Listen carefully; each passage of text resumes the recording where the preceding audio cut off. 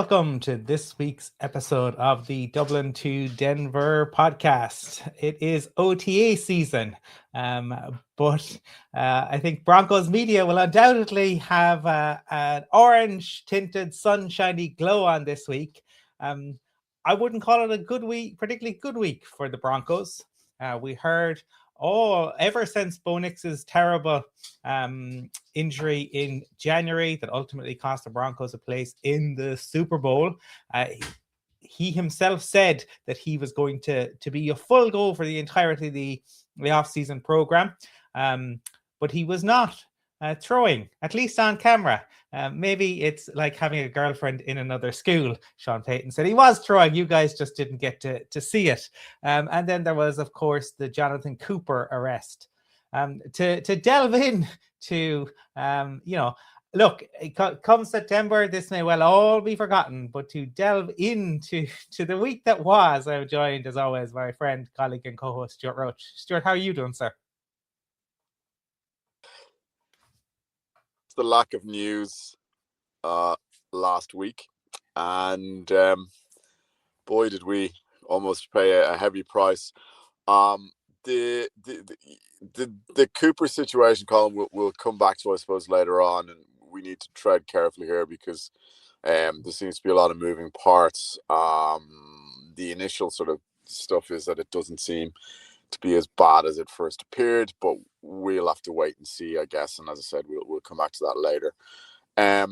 Lots of news from a very personal point of view in regards to Dublin to Denver. Really disappointing that there's been no Caleb Loner updates.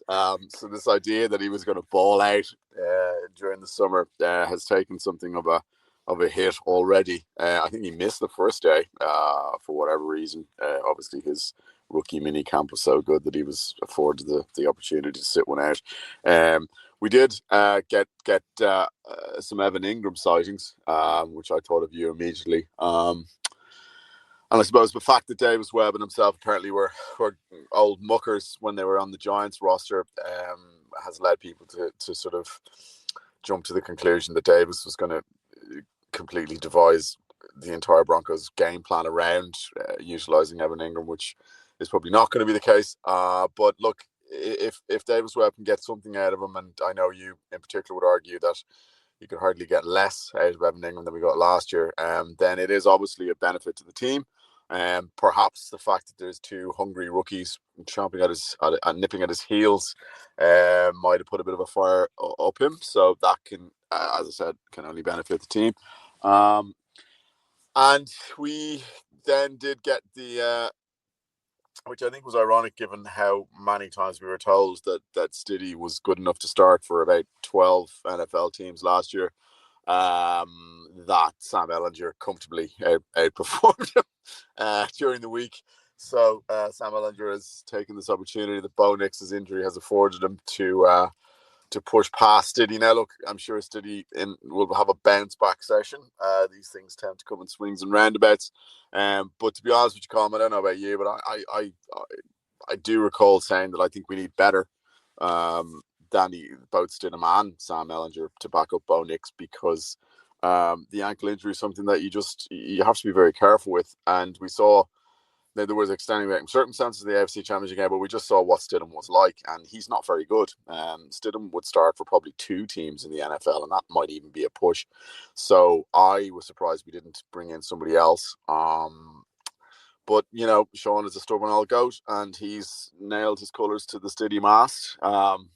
That sounded a bit weird, but we'll see how that plays out. But I think from a purely Broncos news point of view, a roster point of view, the Jonathon Cooper thing, which, as I said, we will come back to. But I think, Colin, that obviously Von Miller has been sort of sticking his hand up again and again, saying sign me. But to me, the Cooper news that now, unless this is completely thrown out in the next few days, the NFL has a deservedly and understandably zero tolerance policy for this type of thing, and they are to be commended for that. Now, the NFL isn't to be commended for lots of things, but I do think they are to be commended for that. And I think they have attempted to learn their lessons from some wretched cases in the past. Rice, for example, immediately springs to mind. But if that's the case, and if Jonathon Cooper is found guilty, then Jonathon Cooper is going to miss games. So we may need to move on. I find it baffling that Cam Jordan hasn't been signed by any team, but I find it particularly strange that he hasn't been signed by the Broncos. I was waiting to hear all the conversations about just how good Onyedem and Aswarike and Savion Jones looked, but we didn't get any of those. So I still think that's a massive hole in the roster. And I think, if anything, the Cooper news may potentially sort of accelerate the need to go and add some veteran pass rush. So that might be something to look at in the next few days, because I do think the Cooper thing is probably going to come to a head on Monday morning, obviously Denver time. So that's one to keep an eye out for Monday evening, because I think that could move quite quickly. But yeah, look, as I said, we wanted some news, and we got some unfortunate news. We also got what seemed like the first sort of mutterings of what could have developed into a camp fight when Red Murdoch from Buffalo, the all-time leading forced fumbler, opened a can of whoop ass on Michael Bandy and sent him flying 6 ways to Sunday. And J.K. Dobbins was very vociferous in his displeasure. So that, I think, hammers home the fact that these players are probably as sick of off-season as we are. And, that's something to keep an eye on, because I think, middle linebackers have a personality, Colum, and Murdoch is all the reports so far, and these are the ones that I think probably would be ones that I would listen to, is Murdoch is going out of his way to prove that he is absolutely not going to be Mr. Irrelevant. And if that story is to be believed, he may have gone too far out of his way to prove it. But hey, look, at least it's something we can talk about. And there's plenty of stuff going on, but not all of it good, unfortunately.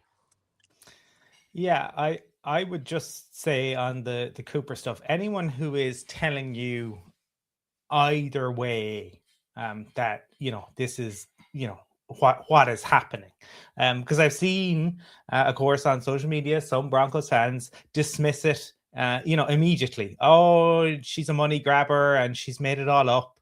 I think his response in terms of apologizing and putting stuff out there would indicate that isn't the case.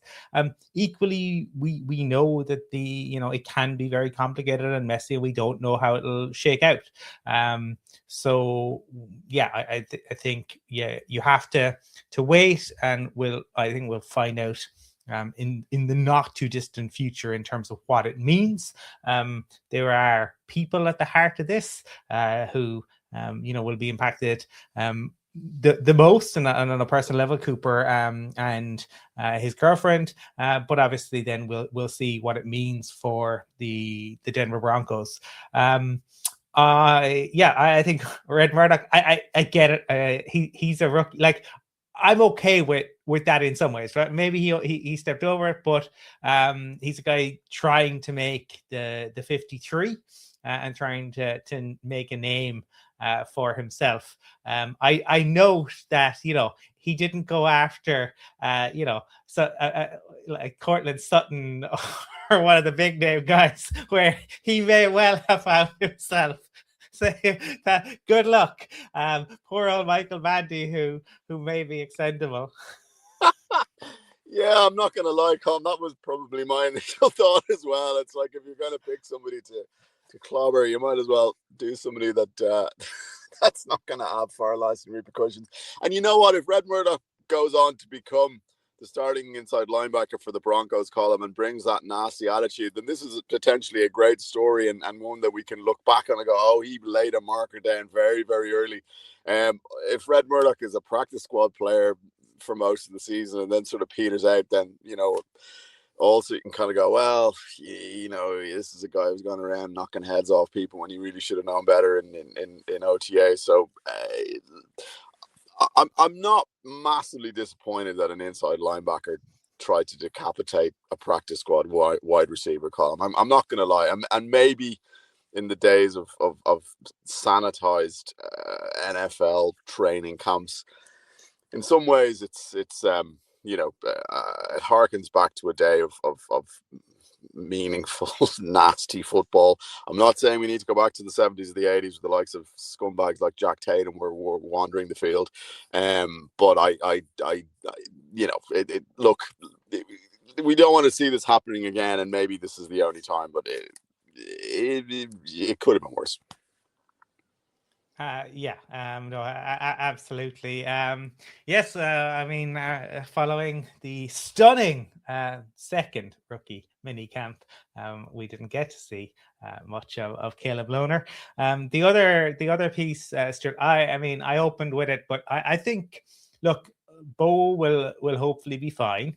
But you rightly pointed, you have to be cautious. What annoys me, and it's not a concern around Bo Nix's ankle, it's just the media nonsense that goes on in all aspects of life now, right? Because as I said, Bo Nix said in January, Stuart, absolutely no problem for the off season, right? Then at the end of March, we get George Payton, he of the shiny new multi-million pound extension, and he tells us, that quote Stuart, quote, that Nix was, quote, ahead of schedule and would be ready for OTAs. Okay, and then we get billionaire Greg Penner saying that he had, quote, no concerns at all, unquote,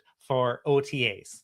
Right, so that there you go. That's going on. Sean Payton said that Bo would participate in the entirety of the off-season program, and then all of a sudden, Bo has the scheduled surgery, the planned surgery, the surgery that everybody knew about from the start. I just wish, and look, this is not just the Broncos. We saw it this week with the Vikings are the ones who jump immediately to mind, where JJ McCarthy made some immature, idiotic comments. And then Kevin O'Connell goes to the podium and has to pretend these are the best comments that anyone has ever made in the history of any or anything. We saw it with Joe Flacco, where Flacco made idiotic comments, around he wouldn't mentor a young QB. And the Broncos media went out to bat for him and said, yeah, dead right.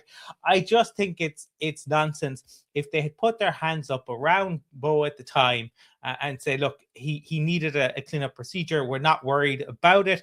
It turned out this way. But no, instead we all play the game where Ian Rappaport puts it out. This was scheduled, and we're supposed to absolutely forget and ignore some sort of Men in Black type device to wipe the memories of George Payton saying, quote, ahead of schedule, of Greg Penner saying, quote, no concerns at all, and that both of them said he'd be there for OTAs. That is the piece that frustrates me more than anything. Yeah, I'm also kind of slightly flabbergasted, Colum, at the need for George Payton and for Greg Penner to be talking about Bo Nix's ankle in the offseason. If we didn't really know how it was going to play out, because every injury is not the same. Be honest, be upfront. We go, look, we hope that he's going to be participating in all aspects of the offseason program. We really hope he's going to be there for the OTAs, but we don't know for sure, because ankles, knees, shoulders, they react in different ways. It's not an exact science. We like to think that it is, but it isn't. Some players are different to others. So because now what you've done is you've set this timeline, which seems to have been unrealistic all along. For me personally, if they said we're not entirely sure when Bo's going to come back, but he seems to be making good progress, then I wouldn't really have cared that he wasn't participating in OTAs this week. But the fact that you've told us time and time again that he's going to be fine and everything is rosy, then when he doesn't appear, then you go, okay, well, is this a little bit more serious than perhaps was thought? I still haven't really given the Bo Nix ankle situation a huge amount of thought, Colum. I'm not going to lie to you, because I just think he'll be fine, because I think it's such a long off season that there's ample opportunity for him to get back into the swing of things. The last 2 seasons he started slowly anyway, so maybe this time he'll start quicker. Who knows? But yeah, you kind of, I look, Colum, I think you've been kind of ploughing this for many years. You can believe nothing that you hear in the NFL. You can believe nothing that you hear in sports, let's be honest with you. But I think the NFL is particularly bad. I think a lot of that comes down to the fact that they made it a 52-week, 365-day sort of roller coaster circus, where every tiny tidbit news is grabbed in the off season, because it is such a short season when it comes to actually playing, and then every single thing then has to become a major story. So I think they've guilty of some ways of creating this monster themselves. But I look, to be honest with you, Colum, I was more interested, or I am still more interested in finding out about the rookies. We haven't really touched on Jalen Waddle, who looks every bit as good as we'd hoped, and that's with him being thrown balls by the aforementioned Stidham and Ellinger. So one can only imagine what kind of weapon he's going to be when there's an actual quarterback in there. With all due respect to Sean's guy, Jared and Stiddy and Ellinger, they are what they are. Let's be honest, and I don't mean to be utterly disrespectful, but they're backups. Bo Nix is a franchise QB, so Waddle should be a huge addition to the team. And for the next couple of weeks, I'll be looking out to sort of hear how the rookies get on, particularly the likes of Coleman, the likes of Jolie. Because they're the guys I think that are really going to be important for us. Because we've had such a good and successful run of it for the last years, because this is a almost complete roster. No roster. The Rams are getting close there now after the trade for Garrett the other night, but no roster is complete, Colin. But this is a very, very good roster. So in some ways, we're looking for the things that just give us a little extra 5%. Waddle, obviously, you'd hope would give us more than that, but the guys I just mentioned, the Jolies, the Colemans, they're the ones I'm going to keep a close eye on. The only other thing that I noticed, Colin, of interest, was that Jahdae Barron, anytime the defensive backs have been split between outside cornerbacks and inside cornerbacks, nickels, slots, that kind of thing, and your boundary cornerbacks, Jahdae Barron is now very much part of that outside corner group. So he's there with the likes of Riley Moss, he's there with the likes of Pat Surtain, obviously. So maybe his draft stock is now coming into play, or maybe Jahdae Barron has taken steps over the offseason to improve and to get himself to the level he was supposed to be at, given the position he was drafted in. But I think it's interesting that he's been moved away. He's certainly not been moved to safety, as some geniuses were suggesting might be the way to get him onto the field. But that situation could be coming into play, which I think we did predict, Colin, where you would see him start to go up directly against Moss in order to get him onto the field. The fact of the matter is, Colin, Shaquille McMillan is too good a player. He's just a much better slot than Jahdae Barron. That's not a knock on Jahdae Barron, because Shaquille McMillan is, in my opinion, possibly one of the best slot corners in the NFL. He's not going anywhere.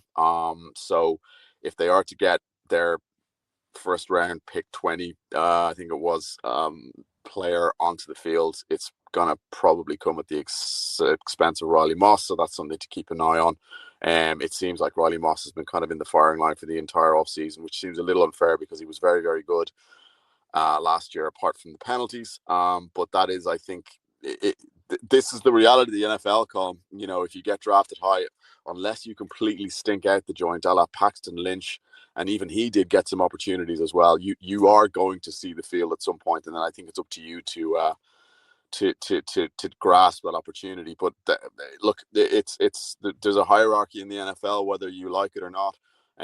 They are going to give first round picks the opportunity to prove themselves, and for guys like the likes of Riley Moss and people like that, you could argue that it's not fair, but that's life. And maybe if Moss can cut out the penalties this year, maybe if he can meet that challenge, he'll become a better player, and by extension the Broncos will have an even better secondary. But I did think that was interesting, and it does seem like that is a conscious decision on the team's part to try to get him onto the field, because it was a premium pick, Colin, and we haven't had a huge amount of those over the last few years because of the Russell Wilson trade, obviously. Because then we did very well in Bo Nix's first season, which meant we were picking a lot higher than we thought we were going to probably. And now we've had the Waddle trade, so premium picks in Denver have been a rarity, and they need to land. So we need to get something way more than we got out of Jahdae Barron last season in the coming year. So that is something I think to keep an eye on, because then you are back into the situation where you go, is Riley Moss now expendable? And is he somebody that you can trade for another player or for a reasonably high draft pick? Yeah, and Peyton talked about that now with the caveat, as just pointed out, you don't believe anything that's said, but others did notice it and asked him about it. I think it'll be one to watch, right? And I wonder if they just leave it this, play out potentially this year, Stewart, and then get a compensatory pick for Moss potentially. But I think, Jaquan is outstanding. Like in terms of what we have, we don't have anyone comparable in the slot. So hopefully he can remain healthy as well. But I imagine if you're Riley Moss and you're entering a contract year, look, this could be an interesting one, right? Because Moss will want to be on the field to maximize his, what he can do and show it, whether that's a new contract with the Broncos, whether he hits, the market, and then he wants to maximize his value. So potentially that maybe pushes people. So that'll be something. I have a few things to come back to ask you about. The first is, and you mentioned Waddle there.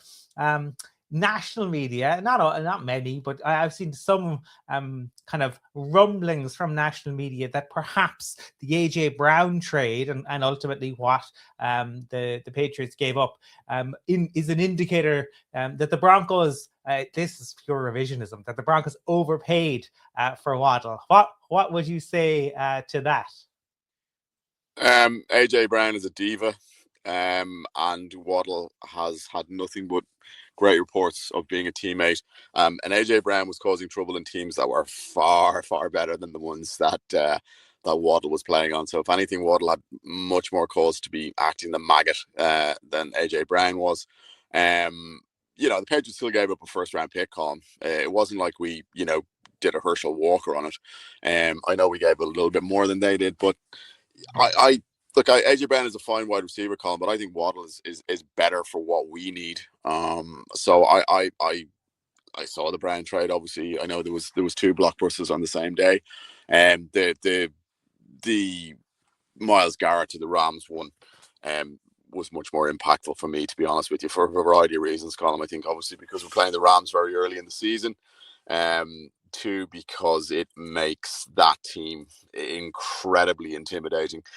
And three, it also makes me pine for the Super Bowl that we just unfortunately saw slip from our grasp, because I do think with a healthy Knicks, we certainly would have given the Seahawks an awful lot more to think about, and I think we would have probably played them close, like the way we played most games last year. So the Super Bowl just got an awful lot harder to win, Colin. You could kind of see when, I remember we spoke about it on the show around that time, the Rams really, really made an unmerciful mess of that. The latter parts of the season. Home field advantage was in their grasp. They somehow contrived to lose that game to the Seahawks, which meant then that the playoffs went through Seattle, which is proven to be a brutal ground for anybody to try and get a kind of result on come January. So Sean McVay has reacted accordingly, and they are absolutely going all in.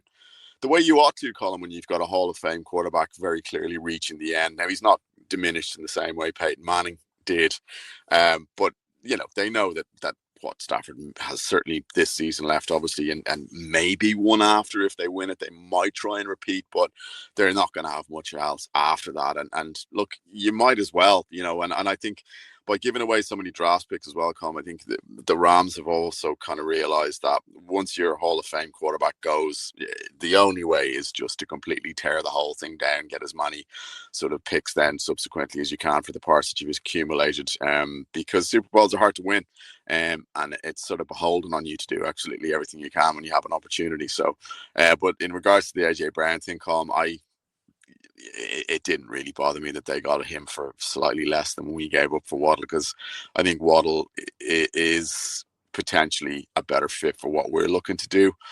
And as I said, I don't think there's no reports that I've ever come across that suggests Waddle's anything other than a model teammate. So that really didn't bother me in the least. Yeah, I think AJ Brown probably has more ability in certain respects. I think, but the diva aspect, everything, the fact that like we have seen him throw his toys out of the pram in the media. We've seen him throw his toys out of the pram on the sideline. We've seen him give up on routes. Like it's unbelievable to in many respects. But this goes across all sports. You and I have seen it in the Premier League plenty of times. Guys who have phenomenal ability. If you don't have the application, forget about it. So I just interested in hearing what you had to say on that. I would say on the I still think, unfortunately, the Seahawks would have won that just with our running game. But I think we would have obviously been much closer. And look, you never know. The bounce of a ball, something goes right.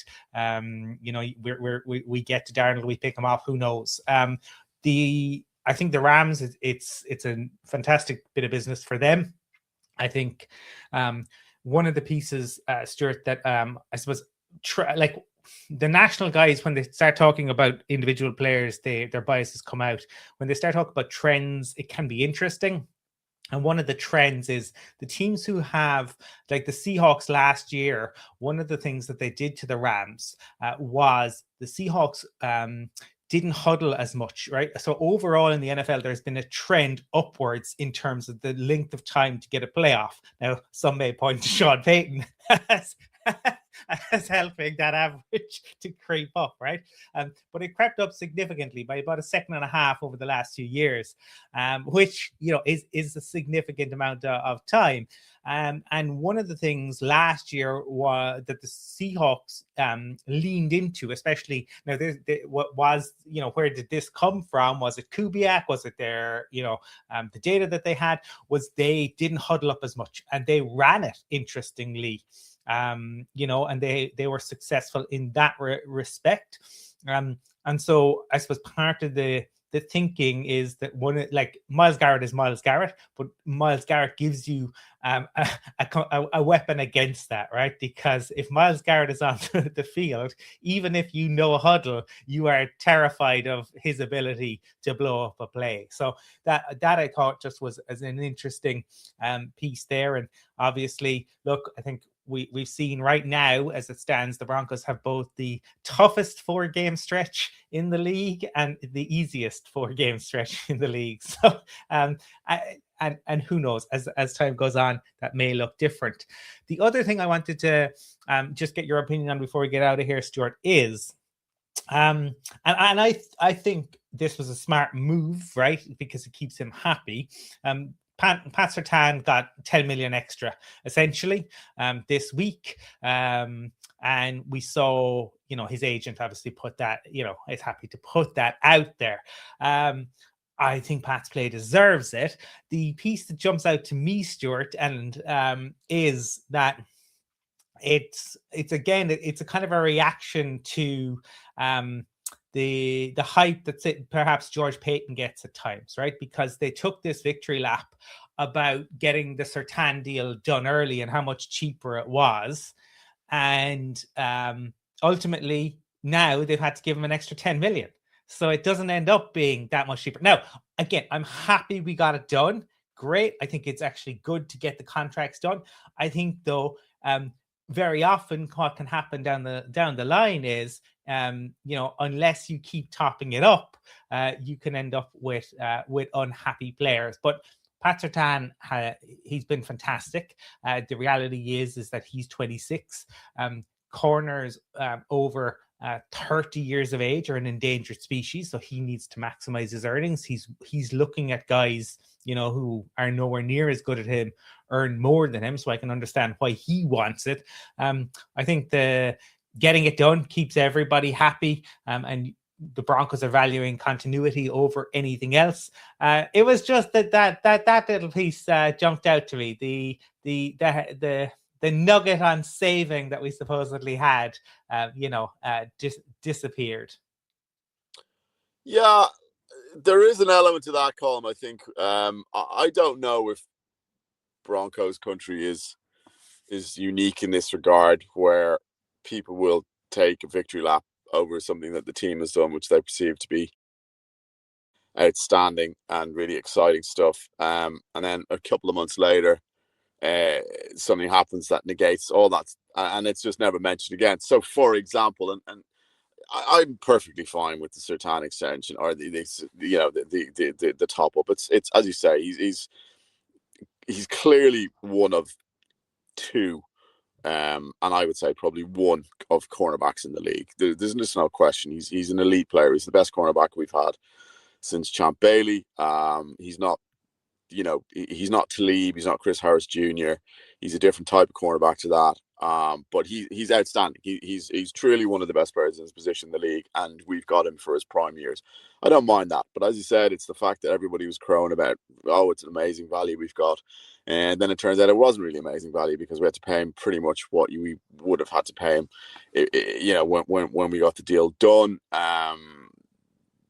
He's now presumably, was he one of the top, if not the top paid cornerback in the NFL, given his contract? He's got to be right up there. Something that reminded me of this was the brahuha, which is a word you don't very often, when it was said that Jonah Ellis was going to be the answer at inside linebacker, I think back in March.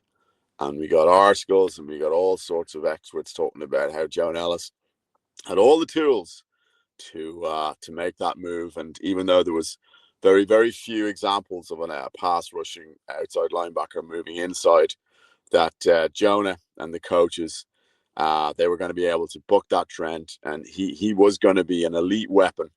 And he was going to help answer the prayers that we had at inside linebacker. And then it was mentioned by Sean that he's doing so well at outside linebacker that no, he won't be moving to inside linebacker. He may rush the passer from the inside linebacker position in certain packages, but no, Jonah is absolutely an outside linebacker, to which there were crickets. So all these people who wrote all these articles and pontificated about how this was another genius move by the lads, just completely ignore the fact that had been utterly shot out of the water. So look, as I said, I don't know if this is unique to Broncos country, but there does seem to be a trend that everything the team does is amazing, and that's great. And let's maybe we're slightly more cynical because we're a little bit older. Maybe it's because we're from Ireland, and part of our DNA is made up of constant rain and oppression by our nearest neighbours for the vast majority of our history. And maybe we're of a more cynical bent, Colum. I don't know, but certainly we don't laud every move as being genius without question. And this is the one that put us over the edge. We like to pride ourselves on being a little bit more questioning. So the Sertan thing, as you said, was, and I think if they paid him what they ultimately ended up paying him now, at the time, I don't think anybody would have really had a problem, because you just would have went, well, of course he deserves to be paid that much. He's the best player in his position in the league. But as you said, it's this idea that George and Sean are infallible. I have a little bit of an issue with that. I know you have a huge issue with that. And I think it's good to be constantly on this, because when they do make mistakes, they kind of need to be called out in it. But the idea that these guys cannot make mistakes is preposterous, Colin, because given the fact that this is a sport, given the fact that you're up against 31 other teams who are trying to be better than you, given the fact that, these are humans and they're dealing with players who are not robots, who may have personal problems, may have, medical issues that become apparent, later in their careers, all this kind of stuff. It's not an exact science, as I said earlier on. So, of course, people are going to make mistakes. You're going to get draft picks wrong. Like we see it every year, Colin. Every draft pick the Broncos make is a brilliant, brilliant move until it isn't, until we never hear from them again.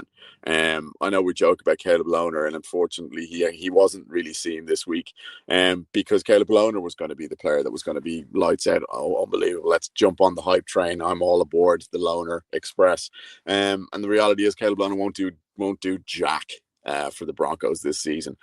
So we do get that quite a lot. I know it's unusual as well, I think, Colin, because previously I think one of the reasons why the Broncos had such sway and such power and such interest in Denver was because they were kind of the only show in town. The other sports franchises either didn't exist at that point or were perennial underachievers. There's no reason for it now. The Avalanche, I know they were beaten in what is effectively the semifinals of the Stanley Cup. That's still a successful season by anyone's judge. The Nuggets are playoff bound every year. You could argue they've underachieved given they have one of the greatest players of all time, but they still won the championship a couple of years ago. So the idea that the Broncos are the only show in town doesn't hold water anymore.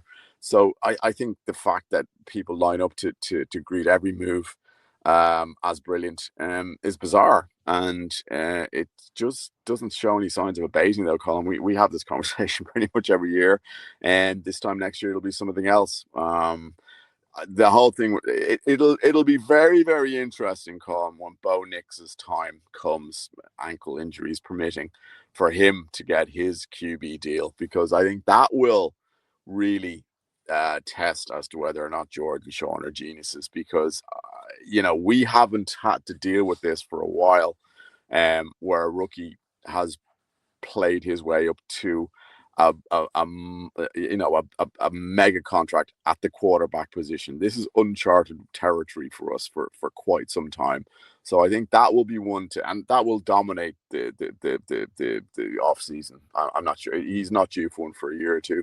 We may even try to get it done early, which is something that can happen sometimes. But I think that will be the one that I will be keeping a close eye on, because I think that will really tell me whether or not George is actually a genius. But until then, I think we'll keep on top of it, and we'll fight the lonely fight, Colm, to keep the likes of George accountable. Not that he'll ever know who we are. But Patrick Smythe, well, oh no, he definitely knows who we are, particularly you, I have to say. Stuart and I will be back next week, where you can hear more rantings and ravings and insights that you certainly won't get anywhere else in Broncos country. You can find Stuart over on Blue Sky SRO123 and across social media at Colum from Cork. If you enjoyed the podcast, please do rate, review, subscribe, or better yet, just tell a friend about us. All that remains to be said is go Broncos. Go Broncos.